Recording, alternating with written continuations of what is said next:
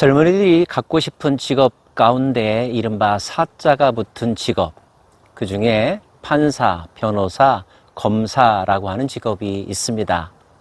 사법부에 해당되는 직업군이죠. 왜 사람들은 그 직업을 선호할까요? 권력 때문일까요? 돈을 많이 벌기 때문일까요? 모두 원론적으로는 그 직업이 이 사회에 정의를 실현하고 정의를 끝까지 지키는 마지막 보루라는 의미가 있기 때문일 것입니다.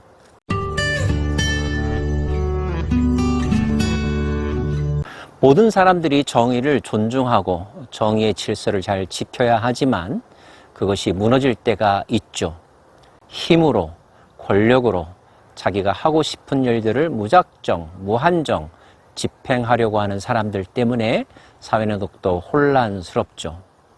그때 사법부가 살아 있어야 합니다. 억울한 자들의 누명을 벗겨 주어야 합니다. 공의가 실현될 수 있도록 사회 질서를 보호해 주어야 합니다. 하나님도 이 일에 대하여 관심이 많으십니다.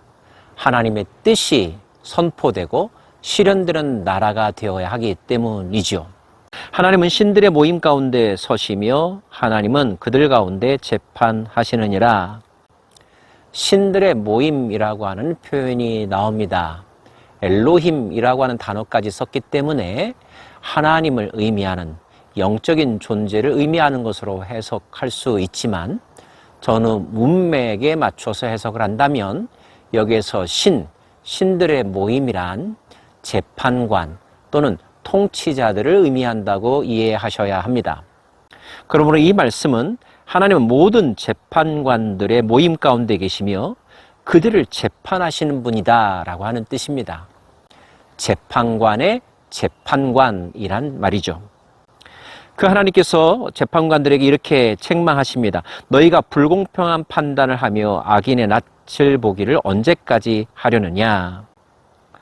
불의한 재판을 한다는 것입니다. 악인들의 편에 선다는 거죠. 무엇 때문에요?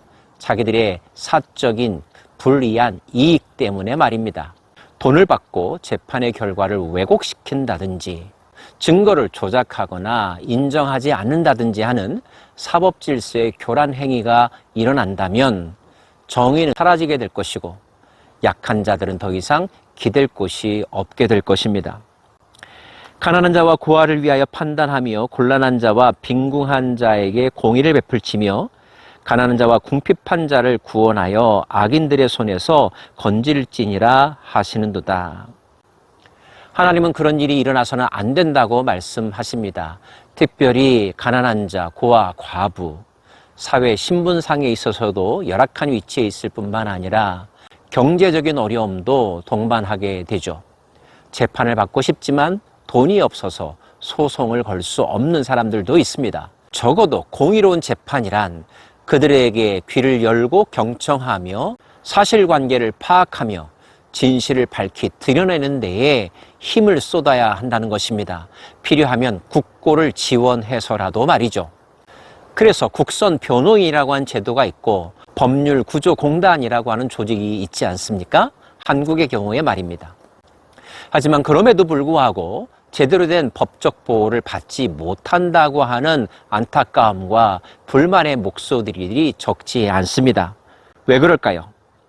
그들은 알지도 못하고 깨닫지도 못하여 흑암 중에 왕래하니 그들이 정의에 관심이 없고 가난한 자, 곤궁한 자들에 대하여 마음을 쏟지 않는다는 것입니다.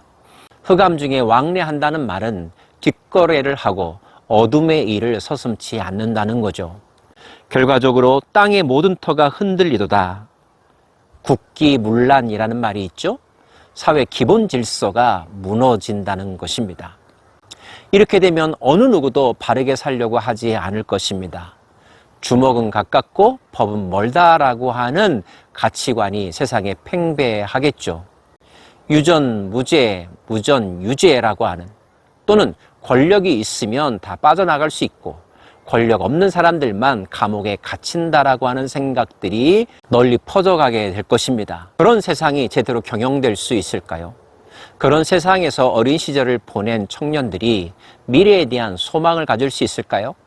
힘들지만 법을 지키며 열심히 일해보자 라고 하는 올바른 가치관 지켜낼 수 있을까요? 내가 말하기를 너희는 신들이며 다 지존자의 아들들이라 하였으나 그러나 너희는 사람처럼 죽으며 고관에 하나같이 넘어지리로다. 여기서 신들이라고 하는 단어나 지존자의 아들들이라고 하는 것도 마찬가지로 재판관들을 의미합니다.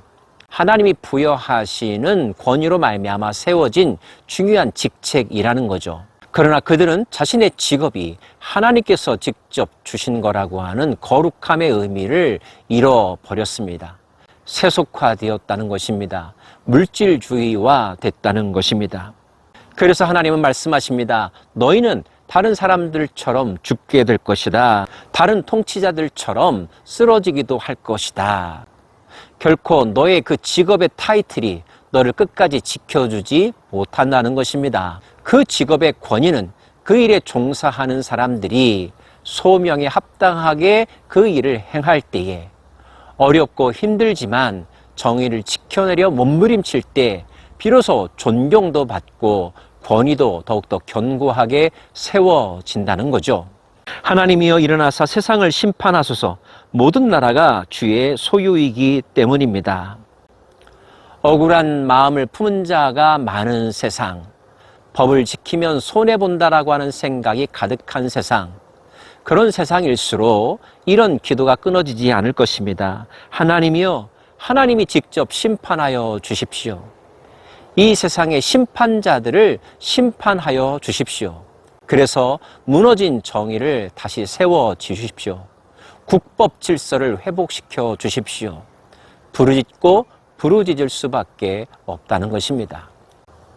세상의 모든 분야가 투명하고 정직하게 운영되어야 하지만 그 중에서 특별히 사법부는 더욱더 투명하고 정의로워야 할 것입니다.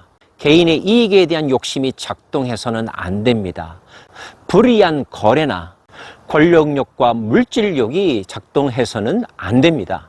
하나님은 이 땅의 사법부를 눈여겨보십니다. 재판의 절차와 재판의 당사자와 재판관들의 일거수일투족, 그들이 써내려가는 판결문에 하나님은 귀를 기울이시고 불꽃 같은 눈으로 지켜보고 계십니다.